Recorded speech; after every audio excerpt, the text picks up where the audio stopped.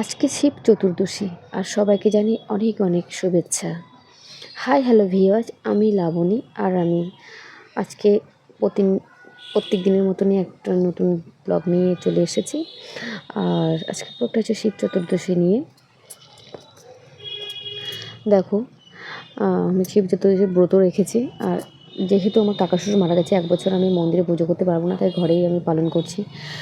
আর এই পুজোটা তোমার হচ্ছে আমার ছেলে মেয়ে করেছে এবার।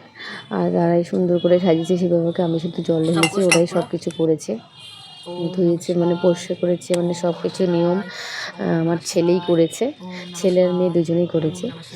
তো দেখো তোমরা, আর সুন্দর করে ওরা দুজন ভাই বোন মিলে পুজো করেছে, আমার তো দেখে খুবই ভালো লাগছে। আর আমি ভাবছি যে সত্যি ওরা খুব এত তাড়াতাড়ি বড় হয়ে গেছে যে আমাকে পুজোতে হেল্প করছে।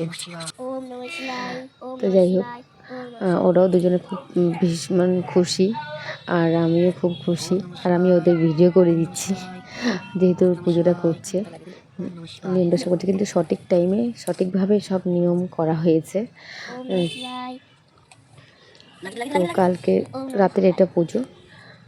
তো যাই হোক, যেহেতু ওরা ছোটো মানুষ, তো 4 প্রহরে তো 4 বার যেটা নিয়ম পালন করা হয় সেটা তো পারবে না, তাই একবারই ওরা পালন করে দিয়েছে। আর মানে 3 প্রহর শুধু জলটা ঢালা হয়েছে, এখন 1 প্রহর বাকি আছে।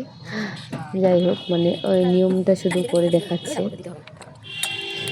তো বন্ধুরা, আমাদের ভিডিও মানে তাদের যদি পুজো তোমাদের সবার ভালো লাগে, অবশ্যই পাশে থেকো, লাইক করুন, শেয়ার করে।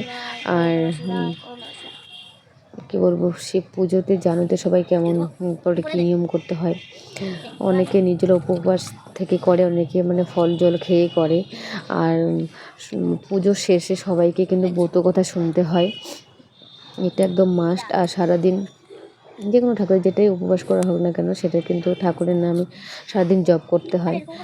তো যাই হোক, তোমরা কীভাবে পুজো করো আমি তো জানি না, আমি এভাবে করি, মানে আমি যেই ঠাকুরের ধরো উপবাস করে থাকি, সেই ঠাকুরের সারাদিন আমি তার নামে জপ করতে থাকি।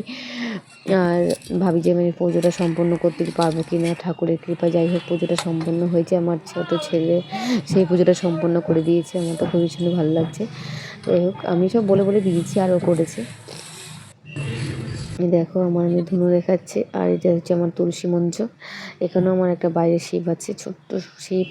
তো সেখানেও ওরা জল ঢেলেছে, পুজো দিয়েছে, মোমবাতি জ্বালিয়েছে। যাই হোক, ওরাই সব করেছে, আমি শুধু নামমাত্র। যেহেতু আমি মানে সেইভাবে পুজো করতে পারবো না, কালো সুচ, তাই আমার ছেলে মেয়েকে দিয়ে পুজোটা করালাম। আর নেক্সট টাইম হয়তো আমি করব। আজকে এই পর্যন্তই, টাটা, বাই বাই।